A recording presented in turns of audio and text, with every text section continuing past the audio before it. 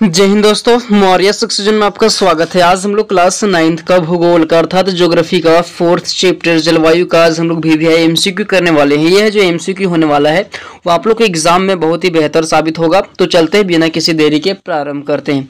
Question number 1 क्या कह रहा है कि भारत के किस राज्य में जाड़े के मौसम में वर्षा होती है। तो किस राज्य में जाड़े के मौसम में वर्षा होती है, तो ये आपका इस क्वेश्चन का राइट आंसर तमिलनाडु हो जाएगा। ऑप्शन नंबर 20 क्वेश्चन का राइट आंसर हो जाएगा। क्वेश्चन नंबर 2 की बात करते हैं कि इनमें से कौन जलवायु तत्व नहीं है। तापमान, वर्षा, नदी, पवन। तो ऑप्शन नंबर सी इस क्वेश्चन का राइट आंसर हो जाएगा। नदी जो है वो जलवायु तत्व नहीं है। अगले प्रश्न की बात करते हैं क्वेश्चन नंबर 3 की ओर कि एक विशेष समय में एक क्षेत्र के वायुमंडलीय की अवस्था क्या कहा जाता है। तो किसी विशेष समय में किसी क्षेत्र की वायुमंडलीय जो दशा होती है वो मौसम कहलाती है। ऑप्शन नंबर ए इस क्वेश्चन का राइट आंसर हो जाएगा।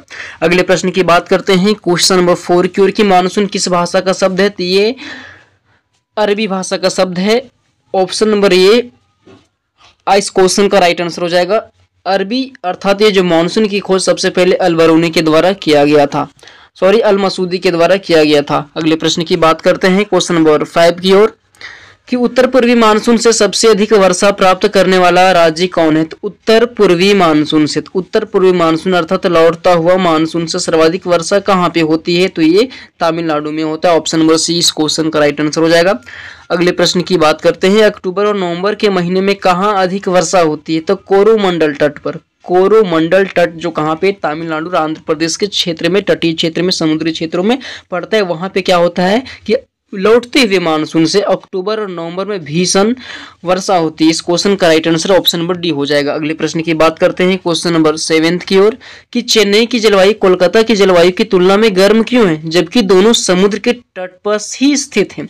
तो चूंकि चेन्नई जो है वो विषुवत रेखा के काफी समीप पर स्थित है, क्योंकि विषुवत रेखा पर जो सूर्य की किरणें होते हैं ऑलवेज क्या होता है, वो सूर्य की किरणें लंबवत पड़ती है। इस वजह से वहां पे इस क्षेत्र में वर्षा भी ज्यादा देखने को मिलता है और गर्मी भी ज्यादा देखने को मिलता है। अगले प्रश्न की बात करते हैं क्वेश्चन नंबर 8 की ओर कि भारत के पश्चिम समुद्री तट पर वर्षा किस मानसून से होती है। तो भारत के पश्चिमी समुद्री तट पर जो वर्षा होती है वो दक्षिण पश्चिम मानसून से होती है, दक्षिण पश्चिम मानसून से होती है। सही, इस क्वेश्चन का राइट आंसर डी हो जाएगा। दक्षिण पश्चिम मानसून के कारण भारत के समुद्री तट पर, पश्चिमी समुद्री तट पर अत्यधिक वर्षा होती है और भारत में जो मानसून का आगमन होता है वो दक्षिण पश्चिम से ही होता है। इस क्वेश्चन का राइट आंसर डी हो जाएगा।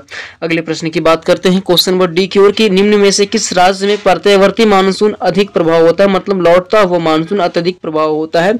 तो तमिलनाडु में। ऑप्शन नंबर सी इस क्वेश्चन का राइट आंसर हो जाएगा। अगले प्रश्न की बात करते हैं क्वेश्चन नंबर 10 की ओर कि अक्टूबर गर्मी का प्रमुख कारण क्या होता है।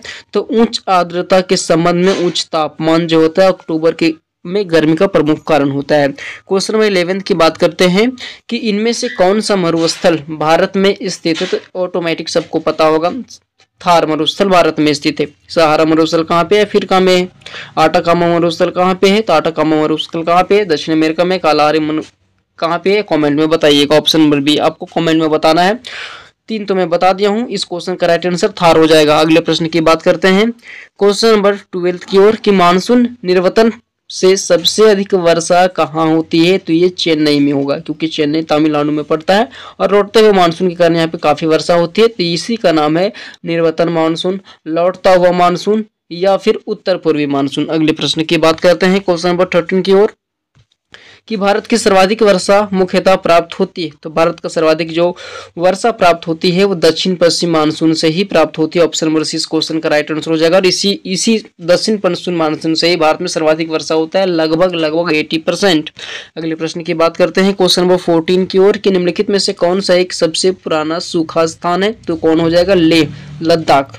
जी हाँ, लेह लद्दाख की राजधानी जो लेह है वो क्या है, सबसे पुराना सूखा स्थल है, जिसे सफेद मरुस्थल के भी नाम से जाना जाता है। क्वेश्चन नंबर 15 की बात करते हैं कि भारत के पश्चिमी तटों में ग्रीष्म में अति उच्च वर्षा का मुख्य कारण क्या होता है। तो उष्णकटिबंधीय अवस्थिति, क्योंकि ये जो पश्चिमी तटों में जो ग्रीष्म का मतलब पश्चिमी तट मान लेते हैं कि भारत का कोई डायरेक्शन है, इस डायरेक्शन में जो पश्चिमी तट है, इस पश्चिमी तट में सर्वाधिक वर्षा होने का जो प्रमुख कारण क्या होता है वो होता है उष्णकटिबंधीय अवस्थिति। क्योंकि भारत जो है वो, भारत का जो आधा क्षेत्र जो है, दक्षिण का जो क्षेत्र है वो कहाँ पे विषुवत रेखा और कर्क रेखा के बीचों बीच में स्थित है। यही कारण जो होता है कि पश्चिमी तट पे अत्यधिक ऊष्मा प्राप्त होता है, अत्यधिक गर्म होता है। अगले प्रश्न की बात करते हैं।